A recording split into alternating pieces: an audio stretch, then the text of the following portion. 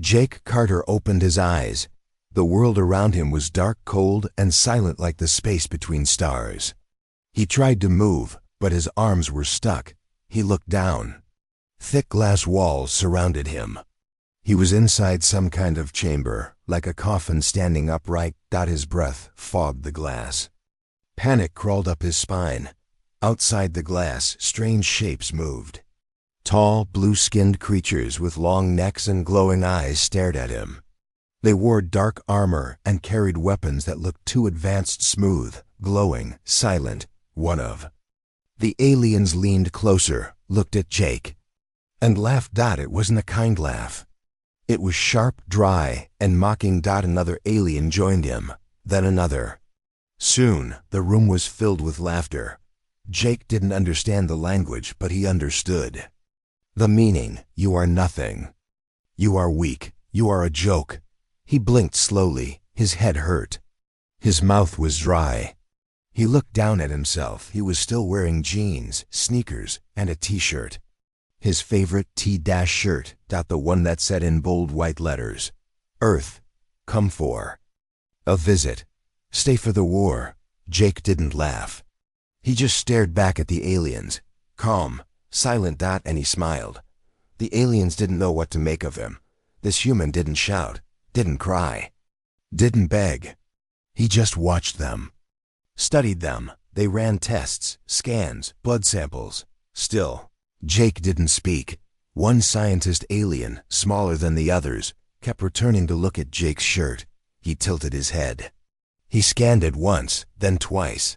His face changed. He looked worried, but when he tried to explain to the others, they just laughed again. "It's just a human joke," they said. These apes were nonsense. They moved Jake to a holding cell. A real one this time: steel bars, force fields, and 2 guards outside. He sat alone on the floor, arms around his knees, staring at the ceiling. He remembered Earth, the blue skies, the sound of cars, the smell of hot food. He remembered the night everything changed. It had started with lights in the sky. People thought they were comets. Then the ships came. Huge, black, floating in silence. The power went out across cities. Satellites died. Planes fell. The invasion was fast, cold, precise. Jake had tried to fight. He had no training. Just fists and fire in his heart. He had punched an alien in the face once right before they stunned him and dragged him away. That's the last thing he remembered. Back in the cell, Jake noticed something strange. The guards didn't look bored. They looked nervous. They kept glancing at him, whispering. One of them kept pointing at the shirt. Something was happening. That night, a small drone floated into his cell. It hovered in front of him, scanned his face, then zipped away. 5 minutes later, the door opened. 2 armed aliens stepped in. They motioned for him to stand. Jake stood slowly, calm, ready. They didn't tie his hands. They didn't speak. They led him down a long hallway, deeper into the ship. The walls here were smoother, shinier, colder. Finally, they stopped in front of a heavy black door. It opened with a hiss. Inside was a large, dimly lit room. A single figure sat behind a glass desk. He was bigger than the others, with silver armor and sharp black eyes. "The commander," he looked up. "You," he said, in rough, broken English, "are ... mistake." Jake raised an eyebrow. "Mistake?" The alien stood, walked slowly around the desk. He pointed to the t-shirt. "This," he said, "not joke." He pressed a button. A hologram appeared in the air. It was Earth, but not Earth today. It was Earth from space, scanned, mapped, marked with red points. Each red point was labeled WMD, Weapons of Mass Destruction. Jake frowned. "Where did you get that?" The alien narrowed his eyes. "We scan you. Shirt, not cloth. Shirt is message." Jake looked down at his T-shirt. It didn't feel different. It felt like cotton, old, washed 100 times. But the alien wasn't joking anymore. "What does it say to you?" Jake asked. The alien didn't answer. He turned, muttered something into a speaker. A screen lit up. A translation system booted. The shirt's message appeared in alien symbols. Then, underneath, a direct translation in their language. The alien read it. His face turned pale. His voice shook. Earth, stay for war, property of human. Final defense project. He turned to Jake. What is this? What are you? Jake smiled again. Just a guy with a shirt. The commander didn't believe him. He ordered Jake to be locked in a level 4 cell maximum security. This time, deep underground in the ship's center. The new cell was different, cleaner, bigger. But Jake wasn't alone. A man was already inside. He sat on the bed. Legs crossed, long gray beard, eyes closed like he was meditating. Jake stepped in. The door closed behind him with a heavy thud. The man opened one eye. Well, he said softly, they brought another one. You must be the trigger. Jake blinked. Excuse me? The man stood slowly. He looked human, thin, pale, maybe in his 60s. He walked with a limp. I've been here a long time, he said. I was part of the first mission, the secret one. Before the invasion. Jake stared. What are you talking about? The man pointed to the shirt. You wore it. That means you activated the protocol. Jake was getting tired of this shirt. It's just a shirt, he said. The man shook his head. No, it's not. That shirt is made from something older than both of us. Hidden tech. Earth planned this a long time ago. Jake sat down. You're crazy, the man smiled. Maybe, but let me tell you a story. And so the old man told him. He said Earth knew aliens existed. Long before the world found out, they had signals, warnings, a few ships, even landed in secret. Earth's leaders built a secret program. The last defense. Not bombs, not missiles. Something better, human weapons, not robots, not clones. Real people. Trained, enhanced, programmed with deep tech hidden in their DNA. Each one carried a symbol, a phrase, a shirt. The shirts were the keys, the messages, a test for the enemy. A trap. They laugh at humans, the old man said. But once they translate the message, they get scared. Why? Jake asked. Because it means you're active, the man said. It means Earth left a weapon behind. And now, the countdown begins. Jake leaned forward. What countdown? The man looked up at the ceiling. They'll know soon. That night, something changed. The ship's lights flickered. A low hum filled the air. Outside the cell, red alarms flashed silently. The guards didn't return. No one brought food. No one checked in. Jake stood by the glass wall. He could feel something inside him. Like heat. Like pressure, like something waking up. He looked at his hands. They were shaking. The shirt glowed slightly under the dim lights. Hey, Jake said, turning to the old man. What happens now? The old man opened both eyes. Now we wait. And when the ship starts breaking, you'll know what you really are. The ship was not silent anymore. Sirens echoed in strange alien tones. Red lights flashed across the halls. Metal doors sealed shut. Security drones floated quickly through the air, scanning every corner. But the deepest cell on the ship, where Jake was locked, remained still. Jake stood in the corner, eyes open, body tense. The t-shirt he wore, once plain, now pulsed with a soft white glow. It was not warm, but it felt alive. The old man in the cell, the one who had called him the trigger, sat calmly on the edge of his bed. They scanned your shirt, he said, voice low. And now, they're afraid. Jake turned. Why? The man looked at him. Because they just realized what it really says. Flashback, Earth, 2 years ago. Jake walked through a narrow street in downtown Chicago. It was cold. Late. He had just finished a shift at a construction site. His boots were covered in dust. His back sore. As he turned a corner, A strange shop caught his eye. Small, dark, with no signboard, just a hanging light above a door that looked 100 years old. Inside, the shop was full of old clothes, dusty, books, and strange items that didn't seem to fit. Jake wandered in. He wasn't sure why. At the back, behind a cracked glass case, an old man with dark glasses sat quietly. He didn't speak. Jake's eyes landed on a t-shirt hanging alone on the wall. Black, soft cotton, bold white letters. Earth, come for a visit, stay for the war. Something about it made Jake smile. How much? He asked. The old man didn't answer. He simply looked at Jake for a long moment, then nodded slowly. Jake took it and left.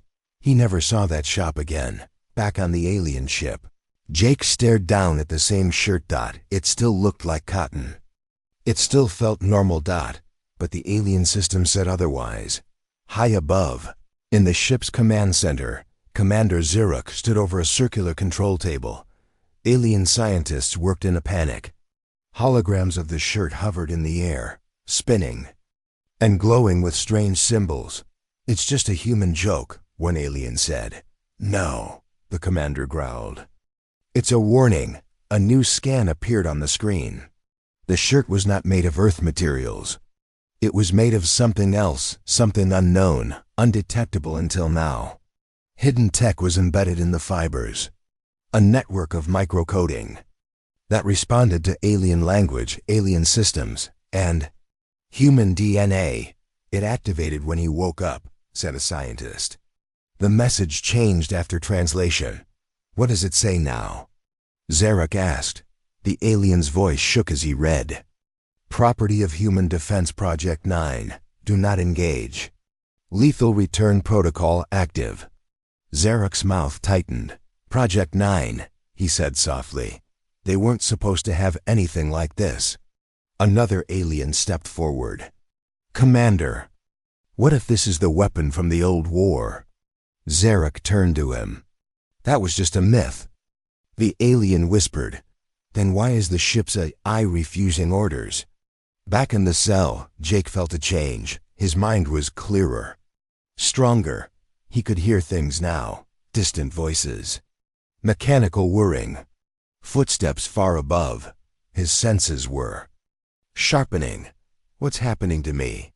he asked. The old man finally stood. "You're becoming what Earth made you. And they won't be able to stop it now." Jake shook his head. "No one made me. I'm just a guy who picked up a weird shirt."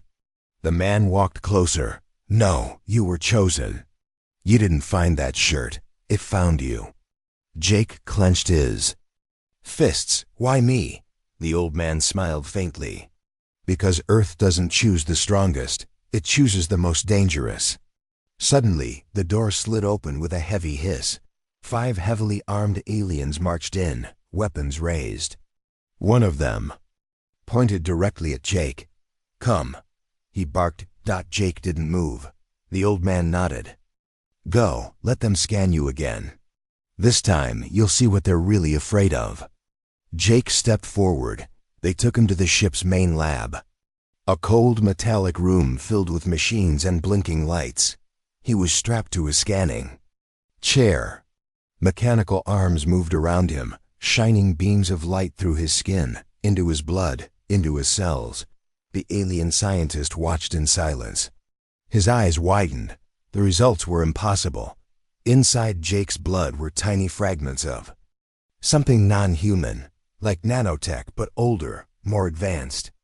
"Alive, these readings," the scientist whispered. "They match the lost files from the Battle of Ikara." Commander Zarok entered the room. "Talk," he ordered Jake. "Tell us where you came from." Jake stared at him. "Earth." "No," Zarok said. "Tell us about the shirt." Jake looked down. The shirt now showed something new. The letters had shifted slightly, glowing faintly. "Stay for the war." Jake smirked. "It's just a fashion choice." But Zarok wasn't smiling. "The war you're calling. It destroyed half our galaxy once. Elsewhere, in a sealed data chamber deep inside the ship, The I-Core activated an emergency file. A voice long dead spoke in a low tone. If you are reading this, Earth's weapon has returned. Do not engage. Do not provoke. Watch him closely and pray. The I sent the message to all command decks. Back in the lab, Jake was released. From the chair, he wasn't locked back in the cell. Instead, they moved him to a separate chamber, a testing room with a clear window. Behind the glass, scientists watched him. They tested his reactions, his strength, his focus. In one test, they showed him footage of Earth cities. Jake felt nothing. In another, they played recordings of alien weapons fire. Jake's heart rate didn't change. Finally, they showed him a face he remembered, his brother. Back on Earth, smiling, Jake's eyes darkened, the glass cracked. Slightly from the pressure in the room, the scientist gasped. He's suppressing energy without control. They tried to stop the test, but the systems were locking them out. The ship's AI was rerouting control. Jake sat quietly, memories came back. He remembered dreams, strange images, a facility deep underground, needles, doctors, machines whispering in his ear. He had forgotten them. Until now, he wasn't just a man. He was trained, prepared, hidden among civilians. And the shirt was his activation key. The commander called a meeting of the War Council. Earth lied, Zarek said. They were never weak. Then why send one man? Asked an officer. Because they didn't need an army, Zarek answered. They needed a message. He pointed to a screen showing Jake sitting calmly. That human is the message. In the testing room, Jake finally stood. He looked at the camera, and for the first time, he spoke clearly. Tell your commander, he said, that Earth is awake. Then he reached up and tore the t-shirt off. Underneath, written in dark ink across his chest, was a tattoo in English. Project 9, reactivated. The lights in the room exploded. The AI announced in every speaker, trigger confirmed. Countdown initiated. Earth response weapon active. The aliens ran. In the cell below, the old man laughed softly. Well done, he whispered. The war has already started. Alarms screamed. Not just inside the alien mothership, but across their entire fleet. Jake Carter stood in the center of the testing chamber. The broken glass behind him hissed with sparks. The room had lost power. Lights flickered. Systems failed. Across every screen in the command deck, a single line repeated in red alien text. Project 9 reactivate. Commander Zarek stared in disbelief. This is impossible, he said. One of the officers spoke quickly. Sir, the human is triggering energy surges across our ship. We're locked out of primary control systems. Another shouted. Weapons are offline. Shields down to 40%. Internal AI is unresponsive. Zarek's eyes narrowed. Shut him down, now. But in the chamber, Jake wasn't waiting. He could feel it now, something inside him, burning, like a second heartbeat. It wasn't pain. It wasn't fear. It was power. He reached for the wall. Touched the metal. A soft vibration traveled through the ship like a wave of sound. The walls turned red. The alien scientists watching him panicked. He's sinking with the ship's eye. That's not possible. He's human. No, one whispered. Not anymore. Far below, in the prisoner sector, the old man heard the tremor in the air. He smiled. The protocol has started. He looked up, whispered something under his breath, and then he vanished. Not ran. Not walked. Just flickered. Gone. Back in the testing chamber, the doors opened with a hiss. Alien guards stormed in with weapons raised, on the ground. One shouted. Jake didn't move. The guards fired. The stun blasts hit him, square in the chest, but Jake stood still. Unharmed. He looked at his hands. Glowing veins of white light pulsed under his skin. Energy moved through him like slow lightning. Jake raised his arm. The weapons of the guards overheated and exploded in their hands. They fell back, screaming. He didn't chase them, he just walked. Out. All over the ship. The eye was reprogramming itself. Cameras turned off. Control rooms sealed. A new voice replaced the alien systems, a calm, human female voice. Trigger confirmed. Defense protocol online. Ship control reassigned. Commander Zarek watched in horror. The ship belongs to him now. Jake didn't understand how he was doing it, but something in him did. His feet moved without thought. His mind saw corridors before he reached them. His hands pressed panels he didn't remember learning. Doors opened. Lights dimmed. And then deep in the center of the ship, he found it. A black door. It opened with a hiss. Inside was a chamber unlike anything else on the vessel. Old, dusty, human. In the middle, floating in blue light, was a box. He stepped toward it. The box recognized his DNA and clicked open. Inside was a message, a video message, from Earth. A woman's face appeared. Her voice was calm, serious. If you're seeing this, the trigger protocol has begun. You are Project 9. You have been placed on the enemy ship to deliver Earth's final warning. You are not just a soldier. You are the virus, the beacon, the judgment. Do not run. Do not fight them with their tools. Let them fear what Earth made you. Let them see what one human can do. The message ended. Jake stood in silence. His hands shook. I didn't ask for this, he whispered. Above, chaos erupted on the bridge. Commander! An officer yelled. The AI has locked us out of escape pods. Shields are down to 12%. The ship is changing. What do you mean changing? Zarek roared. The officer turned. Sir, look at the star maps. They all turned, the ships. Navigation was no longer locked on its route. It had shifted course. Toward Earth. Jake sat in the glowing chamber, staring at the box. The walls were pulsing with his heartbeat. He didn't feel like a soldier. He felt like a warning. And then he heard footsteps. He turned. It was the old man. The prisoner from his cell. The one who vanished. Jake stood. What are you? The man smiled. Same as you, once. You were Project 9? No, the man said. I was Project 1. Jake's eyes widened. That was real? The man nodded. We were the last line of defense. Not armies, not ships, just people, hidden in plain sight. Each one placed in key points across the stars. Jake stared. What happened to the others? They were used, the old man said. In the last war, only 2 of us remain. Jake took a step closer. Why did they send me here? The old man looked around. Because this ship is their command vessel. If it falls, the others panic.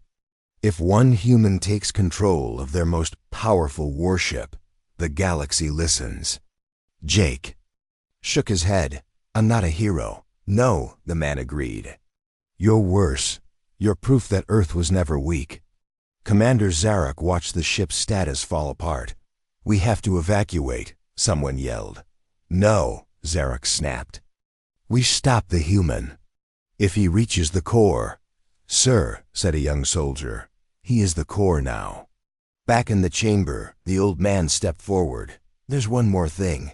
He reached out and touched Jake's forehead. Jake gasped. Suddenly, his memories exploded. Open images, words, training, skills he didn't remember learning, fighting styles, languages, blueprints of ships, psychological data, command codes. All of it. Locked in his mind since childhood. Jake fell to his knees. You remember now, the old man said. You've been ready your whole life. Jake looked up. What happens now? The old man faded. Now you deliver the message. Jake stood. The walls shifted around him. A door opened behind him, a direct path to the command bridge. He walked through the silent halls. No one tried to stop him. Every camera turned to follow him. Every lock opened. By the time he reached the bridge, the crew had gone. Only Commander Zarek remained. The alien leader faced him, alone, weapon drawn. You think you've won? He growled. Jake said nothing. Zarek stepped forward. We destroyed 100 worlds. You can't stop that. Jake looked him in the eye. You're right. I'm not here to stop you. He pointed to the glowing lights around the room. I'm here to remind you. Remind me of what? Zarek spat. Jake walked past him. Sat calmly in the commander's chair. Remind you why Earth should never be attacked. He pressed one button. The ship's speakers blared the human message again. Earth, come for a visit. Stay for the war. And the entire ship's weapons reactivated, pointed outward. At the rest of the alien fleet. Outside. In deep space, hundreds of ships saw the flagship change direction. It began to send new signals. Human signals. Coordinates. For a meeting, a warning. Choice. In the silent bridge, Jake sat in the chair, watching the stars. His eyes glowed faintly now. Not human. Not alien something. In between, a soldier without an army. A message without words. A war. Without weapons. Silence filled the stars. The alien mothership floated quietly. Its weapons aimed not at Earth, but at its own fleet, inside. Jake Carter sat alone in the command chair. The alien systems were no longer alien. They obeyed him now. His fingers rested on the glowing panel, but he didn't press anything. He didn't need to. The message had already been sent. Earth had spoken, and the galaxy was listening. But power always brings fear, especially to those who ruled by it. Across the galaxy, the Alien Alliance, the High Circle, met in secret. A council of warlords, leaders, and ancient strategists gathered in a deep core fortress carved into the rock of a dead planet. Holograms of the mothership floated above them. One of them, General Volkar, slammed his fist on the table.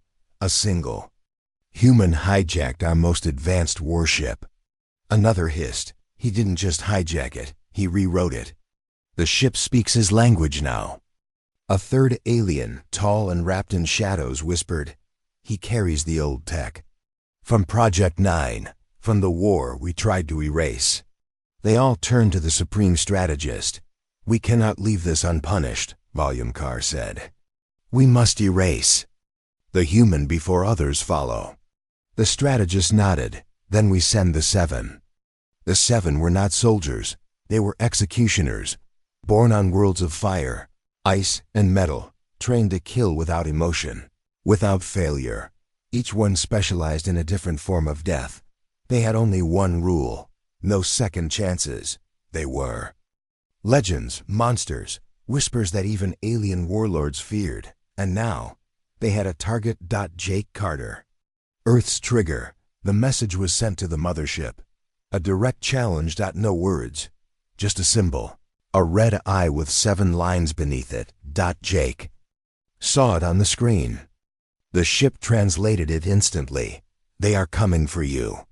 He didn't panic. He stood from the chair, walked to the side wall, and opened a hidden panel 1 he hadn't touched before. Inside was a black case. He opened it.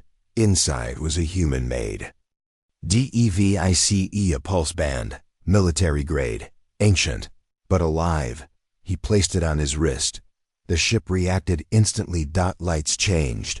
Armor plates formed along the walls. The mothership was preparing for war. He walked the halls alone, each step echoing through the vast ship. He wasn't scared, but he wasn't calm either. This wasn't just a battle. It was a test. The galaxy wanted to know if Earth's trigger could survive its worst. So Earth would give them an answer. The ship's AI spoke softly in his ear. 7 ships have entered the sector. Estimated time to contact, 22 minutes. All weapons offline by your command. Should I reactivate them? Jake paused. No, let them come. The AI said nothing. It understood. The 7 did not arrive together. They came in silence, dropping from hyperspace like black daggers. No greetings. No Mercy. They didn't ask questions. They didn't give warnings. They entered the mothership. And they split up. Each hunting alone. Each taking a different path. Through the massive ship. Each thinking the same thought. One human can't survive us all. The first one came from the lava moons. A walking furnace in metal armor. He burned anything he touched. The air around him shimmered with heat, he found. Jake near the power core didn't speak, just raised a burning hand. Flames flew toward Jake. Jake didn't move.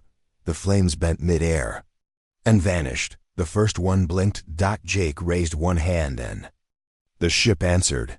A pressure wave hit the attacker like a hammer. It crushed his armor, snapped his spine, and threw him into the reactor wall. The first one didn't rise again. The second one was invisible. A creature of shadows and gas. She slid through vents, silent, reaching the command deck. Jake was already there. She dropped behind him, blades raised, but Jake turned before she could strike. He looked at her and said just one word. Stop. The voice carried more than sound. It carried command. The AI had linked Jake's neural signal to the ship's core. His thoughts were orders. The lights around her turned into spears of hard light. She was gone in seconds. The third one tried something else. He hacked into the ship's systems, trying to override the AI. But the AI was no longer alien. It was human now, and it didn't like being touched. He was trapped inside a false room. Air gone, light gone.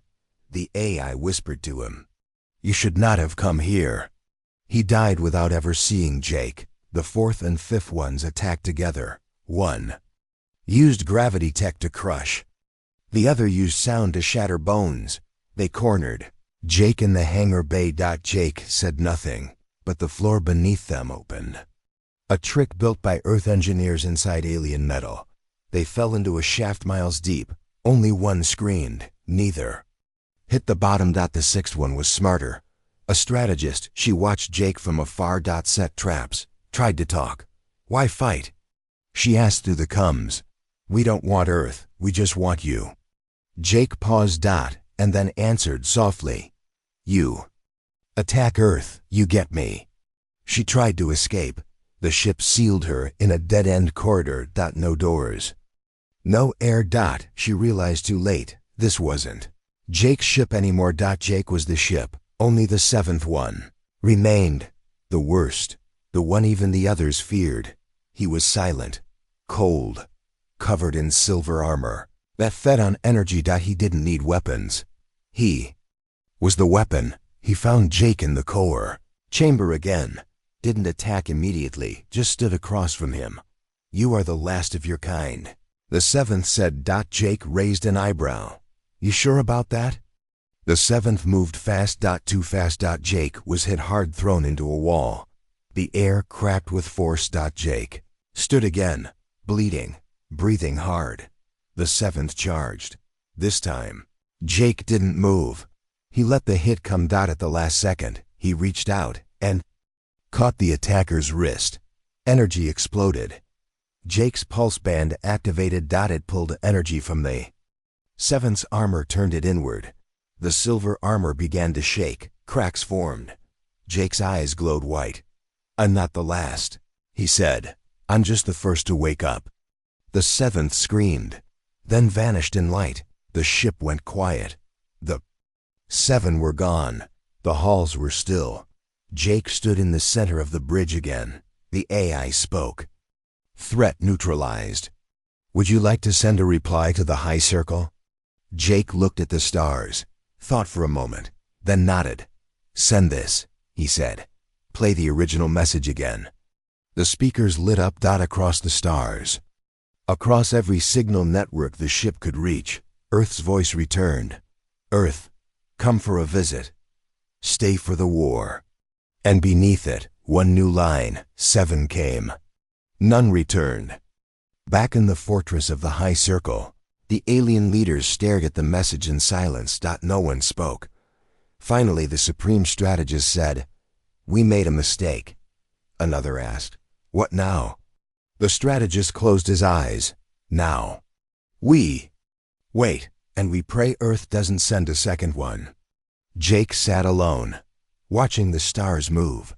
The pulse band on his arm dimmed, then shut off. For now there was peace, but he knew it wouldn't last. They would come again, and next time they might. Send more than 7. He smiled anyway. Let them come. Space was quiet again, but everyone knew it wouldn't stay that way. The galaxy had seen what one human could do, and now they wanted to know if Earth had more. They didn't have to wait long, because Earth had been watching too. They had seen Jake Carter take over the alien mothership. They had seen the 7 fall. And Earth was ready to answer. Deep under the mountains of old Alaska, Earth's military council met in a black chamber. No windows. No names. Only decisions.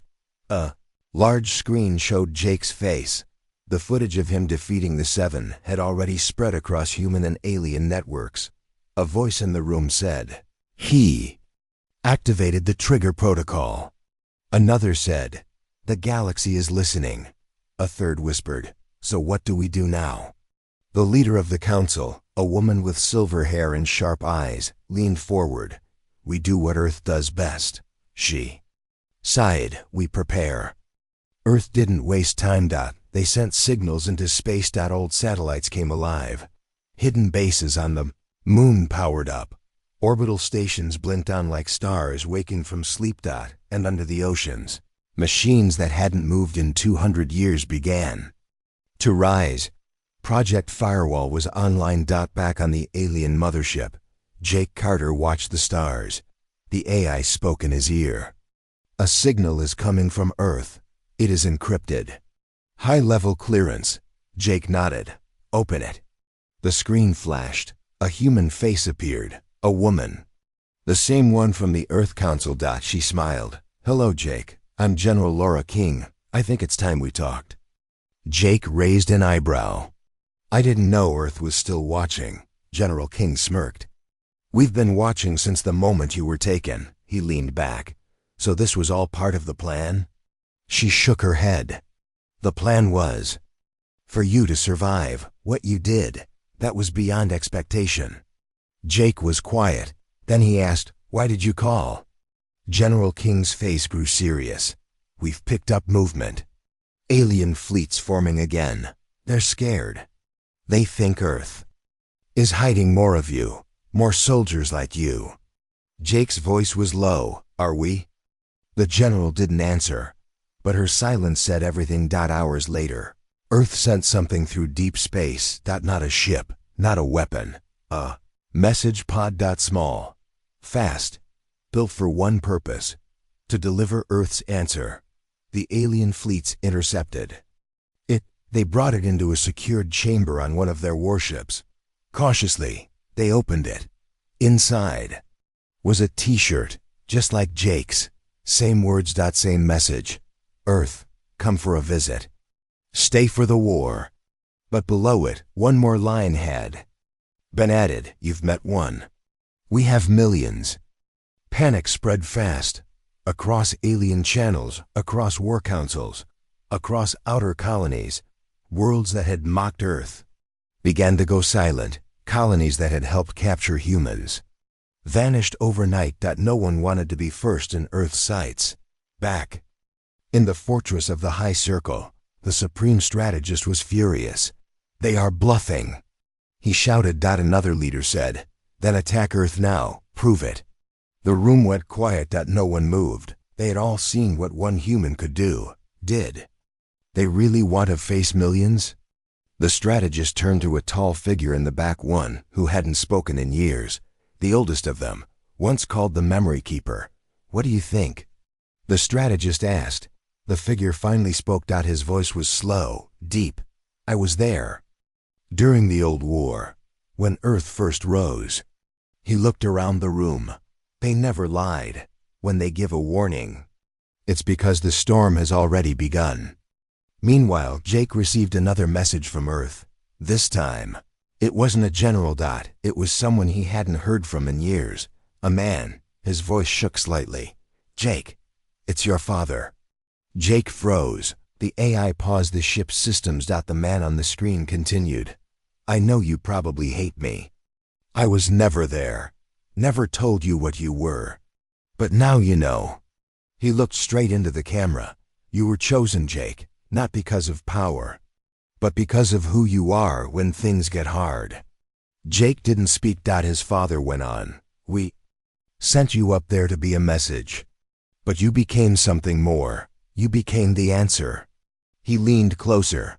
And now Earth is rising, son, because you showed us how. In orbit around Earth, old stations began to open. Inside them were more like Jake. Not copies. Not clones. Humans. Born and raised in secret. Trained since childhood. Each different. Each deadly. Project 9 had been the beginning. Now Earth was ready to show the galaxy the rest. Project 10, Project 11, Project 12, and more. The alien fleets knew they had to act fast before Earth deployed them. So they sent a final message, a challenge. To Jake, come alone to the dead moon. Prove you are what Earth claims. If you survive, we will speak peace. If not, we attack Earth. Jake read the message. He didn't hesitate. Set course, he told the ship. Dead moon, the AI warned him. They will try to kill you. Jake nodded. Let them try. When he landed on the dead moon, the ground cracked under his feet. Above, 12 ships circled. Watching. Recording. Waiting. In the center of the moon stood one figure. An alien knight. Tall. Armored. Deadly. The galaxy's top duelist. No armies. No weapons. Just one on one. If Jake lost, Earth would burn. The knight didn't speak. He just charged. Faster than lightning, his blade carved the air. Jake moved with perfect calm. His pulse band glowed. The first strike missed. The second was blocked. The third. Jake caught it with his bare hand. The knight's eyes widened. Jake whispered, my turn. He didn't strike back with violence. He moved. Fast. Precise. 2 steps. 1. Twist. He disarmed the knight. Threw him to the ground. Didn't kill him, just looked up at the ships above. Then raised his hand. And showed them his shirt. The camera zoomed in. The message was clear. That night, Earth's signal echoed across the stars. We don't want war, but we're ready for it. Your choice. The high circle broke into argument. Some screamed for surrender. Some begged for more assassins. But no one dared send them. Not after the dead moon. On his way back to the mothership, Jake looked out at the stars. He didn't smile. He didn't rest. Because he knew what Earth's answer really was. Not just strength. Not just warning. Hope that no one would ever think Earth was weak again. And if they did, they had the shirt to remind them. Jake Carter had won the duel on the dead moon. 12 alien warships had watched him defeat their champion without killing him. Without cruelty. Just skill. He'd proven Earth's strength again. But Jake knew the truth. The real war hadn't started yet. Not the loud kind. Not ships and explosions. A quiet war. A hidden war. A secret war. And it had just begun. High above Earth. Deep in the dark side of the galaxy. Strange things were happening. Ships were vanishing. Outposts were going silent. Old satellites showed ghost readings. Movement with no source. Energy with no trail. The high circle blamed Earth. Earth said nothing. Not because they were guilty, but because they didn't know either. Not yet. Jake Carter sat in the mothership's command chair, staring at a strange message the ship had picked up. It came from deep space. Unidentified. Encrypted in an old Earth code from before he was born. The message was short. Just one line. They are waking up. You are not the only one. Jake's eyes narrowed. He leaned forward. Who sent this? The AI scanned the signal. Origin unknown. But the code matches lost Earth colony signals. Possibly from Project Zero. Jake stood up. There's no Project Zero. The AI paused. That's what they wanted you to believe. Back on Earth, General Laura King called a private meeting. The topic was classified, phantom signals, strange. Readings were coming from old, forgotten colonies, the ones Earth had abandoned long ago. During the First Galactic War, most people thought those places were destroyed. But now, signals were returning. And not just signals. Names of humans who were supposed to be dead. One name kept repeating. Dr. Elias Morrow, Jake's old teacher. The scientist behind Project 9, and the man who disappeared 20 years ago. Jake left the mothership and flew a stealth pod toward one of the ghost signals. It took him to a dead world. Orion 6, cold, cracked, lifeless. Or so he thought. As Jake walked across the silent surface, the ground opened beneath his feet. He fell into darkness. When he landed, he was inside a tunnel, glowing faint blue. Old tech, but alive. Ahead, a voice echoed. "Jake, you found me." He turned, and there stood Dr. Elias Morrow, older, weaker, but alive. Jake stared. "You're supposed to be dead." Dr. Morrow smiled weakly. "So are you." They sat inside the hidden base, far below Orion's surface. Dr. Morrow explained everything. There was never just one project, he said. Project 9 was the loud one. The one with soldiers and shirts and slogans. He leaned in closer, but Project 0 was different. It wasn't about power. It was about protection. Jake asked, "Protection from what?" Dr. Morrow looked at the wall. A hologram lit up, a massive alien structure, hidden in deep space. Alive, sleeping, or pretending to sleep. We called it the Silence. It was here before us. Before the High Circle. Before anyone. Jake frowned. "Why haven't I heard of it?" Dr. Morrow nodded. "Because the High Circle erased it. They feared it, and they should." Back on the mothership, the AI picked up something strange. Unknown ships. Near Saturn's shadow. Not alien. Not Earth. Something in between. The AI tried to scan, but it failed. "No data," the AI said. "It's like they don't exist." Meanwhile, General King watched a secret recording from Mars Colony 4. The base had gone silent 3 days ago. No distress call. No survivors, but a drone had captured one final image. A man, standing alone. No suit. No gear. Just a simple t-shirt, but his eyes glowed gold, and he disappeared into thin air. She leaned back, whispered to herself, "He's one of them."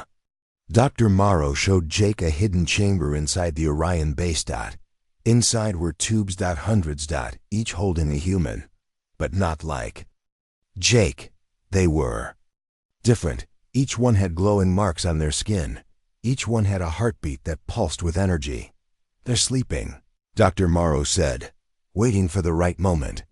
Jake looked at one of them. She was young, peaceful, but her hands were clenched, even in sleep. Fighters. Warriors. Weapons. Jake asked, "What are they?" Dr. Morrow's face turned dark. "They're the failed ones. The ones who heard the silence and couldn't forget."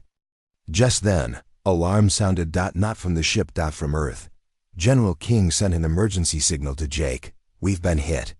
3 Earth stations gone. No warning. No trace. Not alien." Jake turned to Dr. Morrow. "Is it them?" Dr. Morrow didn't answer. He walked to a panel, pressed his hand on it. The wall opened. Inside was a black cube. He handed it to Jake. "This is Project Zero's last protocol. If they wake up fully, this is the only thing that might stop them." Jake took the cube. "What does it do?" Dr. Morrow looked him in the eyes. "It resets everything." On the edge of the galaxy, a small alien fleet discovered a strange object drifting in space. They pulled it aboard. Inside was a man, still alive, still breathing, eyes shut. When they scanned him, the ship died. All lights off, all systems dead. Fleet drifted in silence. And then the man opened his eyes. He didn't speak. He just stood. The fleet never sent another message. Back on Earth, General King ordered an alert. All colonies, all ships, prepare for Black Level Protocol. The screen lit up with a new name, Cody name, Whisperborn. Jake returned to the mothership. Put the cube in the core. The ship reacted instantly. It began creating something, armor, weapons, defense. Protocols no one had seen before. The AI said, "Are you sure, Jake?" Jake stared out at the stars. "I'm not sure about anything anymore. But I know one thing. If Earth goes quiet again, there won't be a third time." That night, people on Earth looked up at the sky and saw strange stars moving. Some thought it was satellites. Others thought it was war. They didn't know the truth, that something ancient had awakened. And the only thing standing between silence and survival was a human in a t-shirt. The galaxy had gone quiet. Not the peaceful kind of quiet, the dangerous kind, the kind that came before something terrible. And in that silence, a name began to spread like a shadow. Whisperborn. No one knew where they came from. Not even Earth. Not the High Circle. Not the oldest alien races. But one thing was clear. They were not human. And they were not alien. They were something else. Something in between. Jake Carter sat in the mothership's control room. The black cube from Project Zero pulsed softly in his hands. It hadn't spoken. It hadn't moved. But Jake could feel it. It was watching. Waiting. The eye spoke. Whisperborn activity has increased. 6 colonies vanished in one night. No survivors. No signals. Jake nodded slowly. "Are we sure it's them?" "One drone captured an image," the AI said. "Would you like to see it?" "Yes." The screen blinked. A single blurry figure appeared. No face. No weapons. Just a man-shaped shadow with glowing hands. But what caught Jake's eye was the t-shirt. The words were half burned, half visible. "Stay for the war," Jake whispered. "They're copying us." On Earth, General King met with her war council. They sat in silence as new data streamed in. Old defense satellites were going dark. Deep-sea machines were stopping. Even the moon bases had gone quiet. One council member said, "They're not just attacking. They're consuming." Another added, "They're feeding off our tech, our signals, our people." General King stood. Her voice was sharp. "We trained to fight alien fleets, lasers, bombs, metal. But this?" She pointed to the black screen. "This is war in the shadows. We're not fighting ships anymore. We're fighting ghosts." Jake traveled to an abandoned outpost near Jupiter. It was once part of Project 9's training field. Now, it was empty. He searched room by room. And then, he found it. A door marked Project 13, Containment. It wasn't on any map. Even the AI didn't know it existed. Inside was a frozen chamber. And in the middle, a woman stood in a glass tube. Alive. Eyes closed. Shirt faded. But on her chest, a name tag. Whisperborn 01. Subject, Lyra. Jake stepped closer. Suddenly the lights shut off. Everything went black. Then, she opened her eyes. Lyra stepped out of the chamber. Slowly. She didn't attack. She didn't speak. She just looked at Jake. Then she said one word. "Run," Jake asked. "Why?" She didn't answer. She touched the wall, and the room began to shake. From behind her, shadows crawled out of the cracks. Not people. Not machines. But something that looked like both. Whisperborn. Jake pulled out Pulse Blade. Lyra raised her hand. "Don't fight," she said. "They don't want you." Jake narrowed his eyes. "Then what do they want?" Lyra looked at him with sadness. "They want what Earth is trying to forget." Back on Earth, a signal broke through the noise. It came from deep under the Atlantic Ocean. From a facility no one had accessed in 80 years. The name flashed. "Vault Zero, project beginning." General King stared. Impossible. The vault had been sealed during the old war. It was where the first Whisperborn were made. They weren't aliens. They weren't clones. They were humans who had heard something in deep space. and changed. Jake followed Lyra into the deeper levels of the outpost. She showed him ancient files. Videos, logs, memories. Each one told a different story, but they all ended the same way: a normal human hears a strange signal and becomes something else. They lose their fear, they lose their past, but they gain power. Power that doesn't belong to them. Power that whispers. Jake watched one last file. It showed Dr. Elias Morrow, younger, terrified. He spoke to the camera. "If you're seeing this, it means the signal has returned. The Whisperborn will rise again, and Earth must decide whether to destroy them or become them." Jake turned to Lyra. "You were the first, weren't you?" She nodded. "I heard the voice when I was 14, in a dream. It said the stars were wrong, that Earth didn't belong here." Jake frowned. "What voice?" She looked him straight in the eyes. "The silence." Meanwhile, the High Circle finally admitted it. They'd known about the Whisperborn for decades. They thought the project was dead, buried with Earth's old secrets, but now the Whisperborn weren't hiding. They were recruiting. Spreading. A Whisperborn didn't need to fight. They just needed to be seen, and the fear would do the rest. General King activated Earth's last emergency protocol.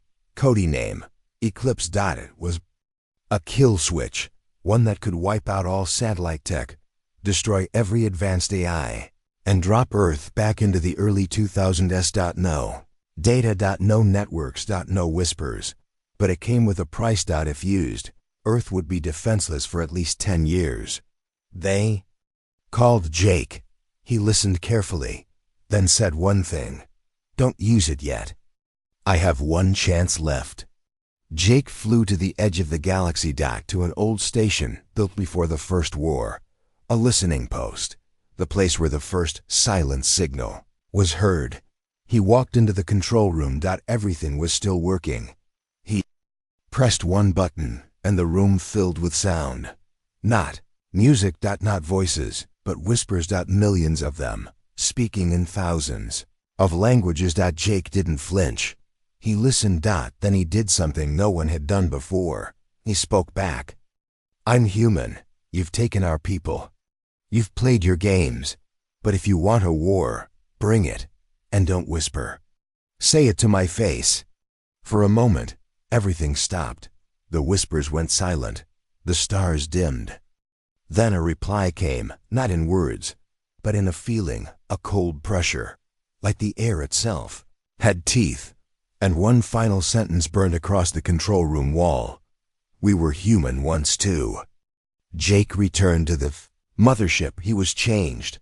He didn't tell anyone what he saw, what he heard, but his eyes glowed slightly now, like he'd touched something no one else had. He called General King.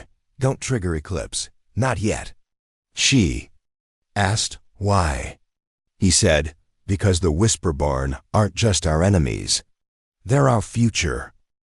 Darkness had fallen across the stars, not from night, not from war, but from something deeper. Something older. The Whisperborn had come. Not with ships, not with bombs. They came with silence. And fear, and the memory of what humans used to be. Before they forgot, Jake Carter stood at the edge of Earth's orbit. Behind him, the last human mothership. In front of him, a sky full of shadows. Not alien ships. Human. Something else. Whisperborn. Thousands of them. Floating. Waiting. Watching. The stars behind them seemed to flicker, as if afraid. On Earth, General King stared at the big red button. Eclipse. If she pressed it, Earth's skies would go dark. No tech. No signals. No hope of defense. But also, no whispers. No Whisperborn. She turned to her team. Jake said, "Wait," she said. "But wait for what?" Jake activated the black cube from Project Zero. The AI whispered, "Last chance. Are you sure?" Jake didn't answer. He stepped out of the ship and floated into open space. Just a man. No armor. No helmet. Just a simple T-shirt. And words on it. "I'm only human." "That's your last mistake." A figure floated toward Jake. Not fast. Not slow. Just calmly. She wore no gear. No suit. But her eyes glowed gold. It was Lyra, the first Whisperborn. She stopped in front of him. And she spoke. "They are ready, Jake." The others, the forgotten, the ones Earth left behind. Jake nodded. "I know." She studied him. "You heard it, didn't you?"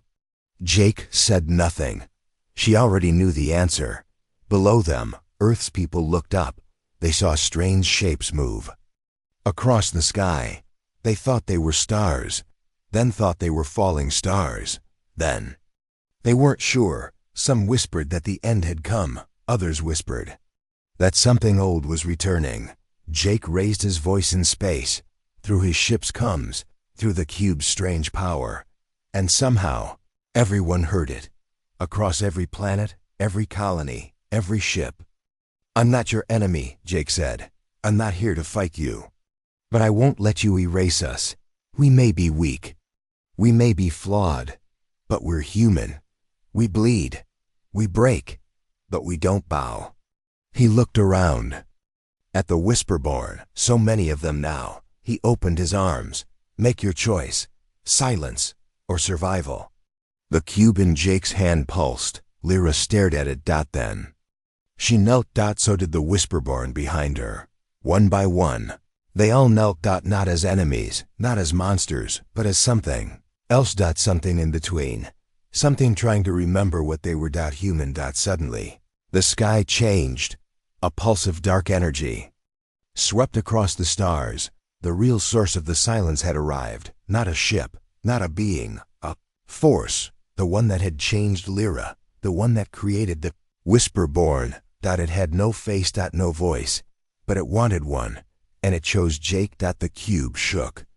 AI screamed. Warning. Entity attempting to overwrite mind. Jake felt the pressure inside his skull. Images. Voices. Memories that weren't his. Silence tried to take him. Tried to use him. To speak through him. But Jake smiled. "You want a voice?" He raised the cube. "Use mine." And he activated the final protocol. A bright light burst from the cube. Not just light. Memory. Billions of memories. Pain. Love. Hope. Rage. Everything human. All of it hit the silence at once. It screamed. But not in sound. In energy. Stars shook. Black holes twisted. Entire galaxy felt it. The silence was flooded with what it tried to forget. Emotion. Fear. Laughter. Forgiveness. Humanity. The Whisperborn cried out.